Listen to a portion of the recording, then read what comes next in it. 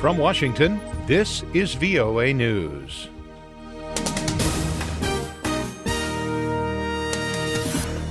President Obama has signed an executive order aimed at countering cyber attacks. Speaking at a special cybersecurity conference in California, Mr. Obama said that the order directs the U.S. Department of Homeland Security to fund an organization to develop voluntary standards for entities that share information. It'll call for a common set of standards, including protections for privacy and civil liberties, so the government can share threat information with these hubs more easily.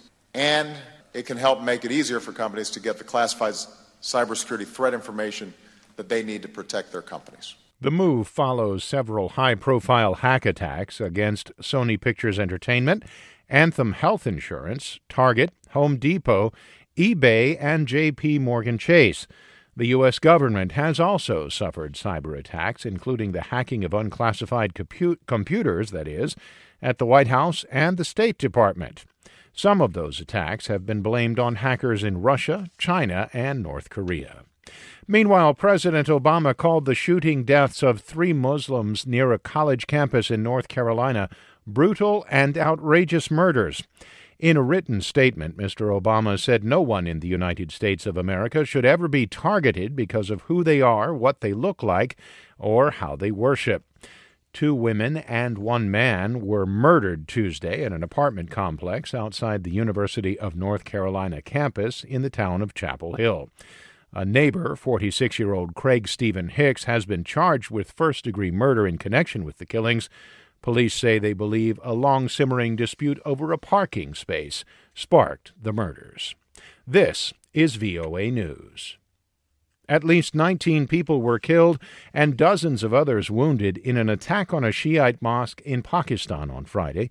As VOA's Aisha Tanzim reports from Islamabad, the Pakistani Taliban has claimed responsibility for the attacks. Friday's the busiest day at any mosque. More than 800 people were praying at the Shiite Imamia Masjid in Peshawar when sounds of explosions and gunfire erupted. Witnesses described men in suicide vests armed with automatic weapons and hand grenades. They were wearing uniforms of the provincial paramilitary force. 2 of them blew themselves up. Mosque security guards shot a third one dead before he could detonate his vest. Aisha Tanzim, VOA News, Islamabad. Chadian officials say at least 12 people were killed when Boko Haram militants attacked the village of Ungumbua in Chad. The village chief is among those killed. Militants crossed Lake Chad in 4 motorized boats early in the morning Friday and set fire to parts of the village before being driven out by Chadian troops. Meanwhile, a UN refugee agency spokesman, Adrian Edwards, said that the current fighting in Nigeria, Cameroon, and Niger is creating a huge humanitarian crisis. The violence in northeast Nigeria has caused more than 157,000 people to flee into Niger, Cameroon, and Chad.